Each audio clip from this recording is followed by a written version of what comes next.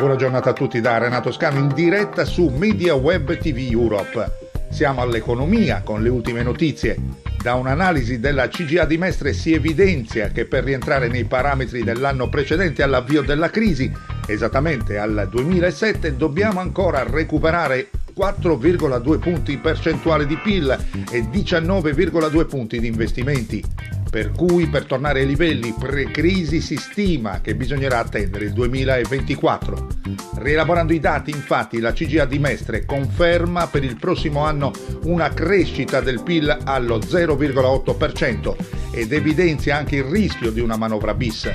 Non è da escludere che se la crescita del PIL dovesse essere di molto inferiore del più 1% stimato dal governo Conte, quest'ultimo dovrà approvare una manovra correttiva già prima dell'estate.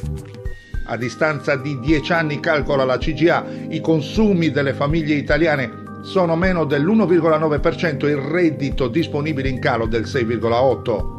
In materia di lavoro, intanto, l'occupazione è calata dell'1,7%, mentre il tasso di disoccupazione è salito dell'84,4%.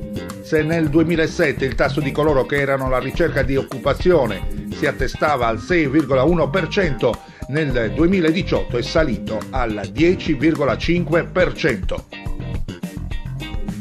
Intanto le borse europee sono in calo, con Milano maglia nera in attesa che Theresa May illustri al Parlamento inglese il suo piano B sulla Brexit.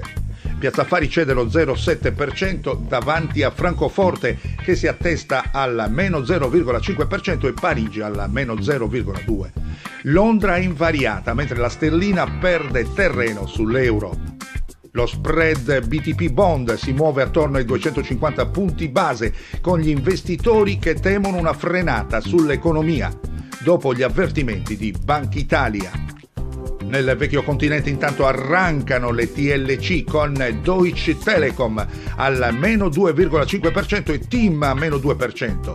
Gli investitori restano cauti in attesa di novità sul fronte dei dazi, dopo che una proposta cinese per riequilibrare la bilancia commerciale con gli Stati Uniti non sarebbe stata giudicata soddisfacente da Washington. Mentre secondo Bloomberg sul fronte della protezione della proprietà intellettuale non si registrano progressi significativi.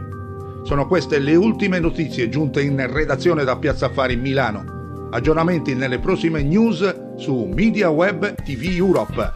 Ringraziando per la cortese attenzione a tutti voi la più cordiale buona giornata.